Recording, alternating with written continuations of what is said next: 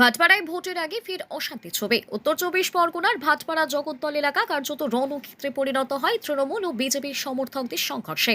স্থানীয় সূত্রে খবর, দুই পক্ষের মধ্যে প্রথমে বচসা শুরু হলো, তা দ্রুতই ইট বৃষ্টি ও বোমাবাজিতে রূপ নেয়। পরিস্থিতি ক্রমে নিয়ন্ত্রণের বাইরে চলে গেলে এলাকায় চরম উত্তেজনা ছড়িয়ে পড়ে।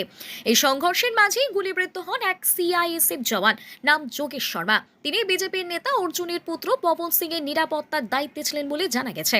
আহত অবস্থায় তাকে দ্রুত হাসপাতালে ভর্তি করা হয়েছে। ঘটনার পরে এলাকায় বিশাল পুলিশ বাহিনী মোতায়েন করা হয়েছে। ইতিমধ্যে এই ঘটনায় 4 জনকে গ্রেপ্তার করেছে পুলিশ।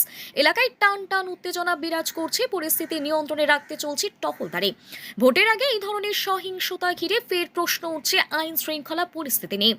প্রশাসনের তরফে শান্তি বজায় রাখার আবেদন জানানো হয়েছে সকল পক্ষকে। বিস্তারিত ভিডিও চিত্রে এই নিউজ লাইভ এক্সক্লুসিভ প্রতিবেদন।